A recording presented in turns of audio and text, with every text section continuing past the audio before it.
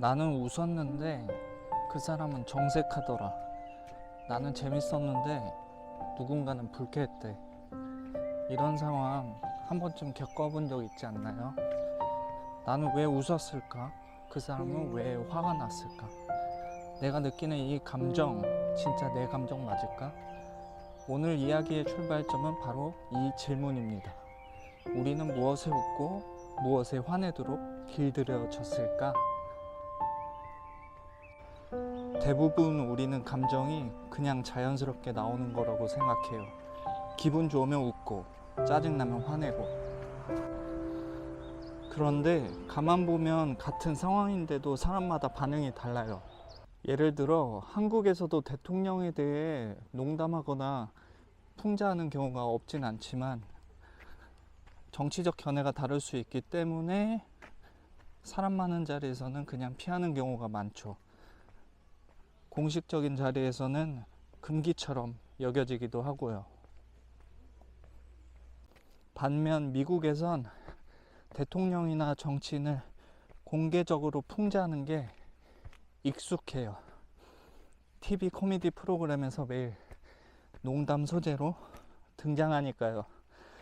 또 누군가 실수했을 때 어떤 사람은 귀엽다고 웃고 넘기지만 또 다른 사람은 왜 저래? 하고 정색하기도 해요. 왜 그럴까요? 사실 우리는 자라면서 이럴 땐 웃어야 해, 저럴 땐 화내야 해 같은 감정 반응을 배웠어요. 이걸 한마디로 말하면 감정도 배운다는 거죠.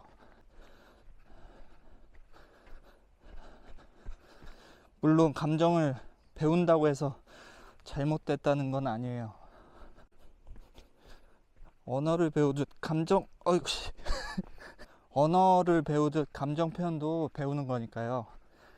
문제는 그 감정이 정말 지금의 나에게 맞는 반응인지 아니면 그냥 사회가 알려준 방식대로 반응한 건지 그걸 구별하지 못할 때 생깁니다.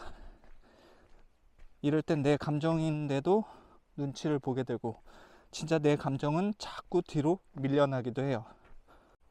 누가 내게 상처 주는 말을 했을 때 화내면 내가 너무 예민해 보일까 싶어서 억지로 웃은 적이 있지 않나요?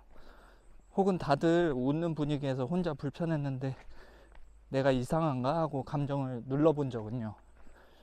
이런 경험이 쌓이다 보면 감정과 생각이 따로 놀고 나라는 사람이 헷갈리기 시작해요. 감정을 자꾸 무시하게 되면 나중엔 내 감정이 나한테도 낯설어집니다. 그래서 자기 이해는 더 늦기 전에 지금 이 감정 진짜 나의 감정일까를 묻는 연습부터 시작하는 거예요.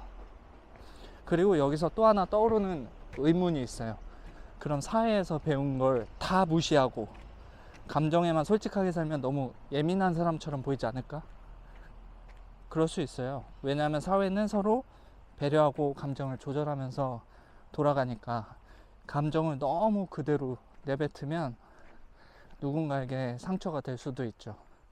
하지만 자기 이해는 감정을 다 쏟아내자가 아니에요. 내가 왜 이 감정을 느끼는지 알고 이걸 어떻게 표현하면 좋을지를 선택하자는 제안이죠. 예민하다는 건 나쁜 게 아니에요. 중요한 건 예민함을 무기로 쓸지 아니면 나를 더 잘 이해하는 도구로 쓸지의 차이예요. 그럼 유머는 어떨까요? 유머는 그저 웃기기 위한 게 아니에요. 우리가 어떤 감정에 익숙한지 어떤 건 불편해하는지를 보여주는 리트머스지 같은 역할을 하죠. 예를 들어 한국은 예의와 체면을 중요시해서 윗사람을 웃음의 대상으로 삼는 유머는 좀 불편하게 느껴져요. 미국에선 반대로 권위자에 대한 풍자가 자연스럽고 오히려 유쾌하게 받아들여지기도 하죠. 그래서 우리는 사회적으로 배운 감정의 기준에 따라 이건 웃겨, 이건 불편해 라고 느끼게 됩니다. 어떤 실수에는 웃고 어떤 실수에는 정색하고 누군가의 눈물엔 공감하면서도 다른 사람의 눈물엔 쇼하네 라고 생각하기도 하죠. 이런 반응들 그냥 내 감정 같지만 사실은 사회 안에서 이럴 땐 이렇게 느껴야 해 라는 규칙을 따라온 결과일 수 있어요. 예를 들어 친근한 사람이 실수하면 귀엽네 하고 넘어가지만 어색하거나 낯선 사람이 같은 실수를 하면 왜 저래? 하고 불편해지죠. 눈물도 마찬가지예요. 어떤 사람의 눈물엔 공감이 가는데 또 어떤 사람의 눈물엔 의심부터 들기도 해요.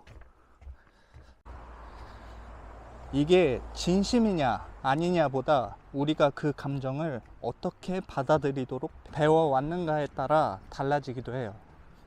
그래서 누군가의 진심이 오해받는 일도 생기고요. 감정은 솔직하지만 우리가 그걸 해석하는 방식은 익숙함과 틀 속에 있다는 걸 기억해야 해요. 그럼 자기 이해란 뭘까요? 그건 지금 내가 느끼는 감정이 정말 내 것인지 돌아보는 거예요. 내가 웃은 이유가, 화난 이유가 그냥 내 안에서 자연스럽게 나온 건지 아니면 사회가 알려준 반응을 따라한 건지. 자기 이해는 감정을 참으라는 게 아니에요. 오히려 감정이 왜 나왔는지 보자는 거죠. 감정은 진심이지만 항상 내 의지로 만들어지는 건 아닌 것 같아요. 배운 감정도 괜찮아요. 다만 지금의 나에게 어울리지 않는데도 계속 반복되는 감정이라면 한번 멈춰볼 필요가 있죠. 이렇게. 그래서 자기 이해는 감정을 버리자가 아니라 지금 이 감정이 내 삶과 어울리는지 점검하자는 제안에 가깝죠. 자기 이해가 깊어질수록 감정을 더 뾰족하게 드러내는 게 아니라 내 방식대로 다룰 수 있는 힘이 생겨요.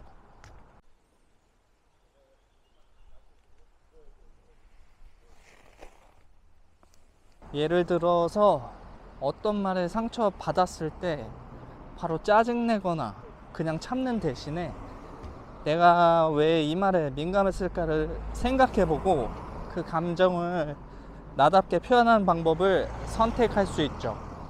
자기 이해는 그 감정에 끌려가는 대신 그 감정과 함께 가는 방법을 찾는 과정이에요. 그리고 그렇게 감정을 나답게 다룰 줄 알게 되면 얻는 것도 많아요. 첫째, 감정에 덜 휘둘리게 돼요. 감정이 올라왔을 때 한 번쯤 멈추고 생각할 수 있는 여유가 생기죠. 둘째, 나와 남의 감정을 더 잘 이해하게 돼요. 내 감정을 잘 아는 사람은 남의 감정도 쉽게 판단하지 않거든요. 셋째, 진짜 나다운 선택이 가능해져요. 억지로 참거나 분위기에 맞추지 않고 내가 뭘 좋아하고 싫어하는지 더 분명해지니까요. 마무리하면서 다시 물어볼게요. 나는 지금 누구의 기준에 따라 웃고 있고 누구의 감정 규칙에 따라 화내고 있는 걸까? 지금 이 감정 정말 내 감정일까? 아니면 어릴 적부터 배운 반응일까? 내 감정이 어디서부터 시작됐는지 아는 것, 그게 바로 자기 이해의 시작입니다. 지금까지 무아재료의 자기 이해였습니다.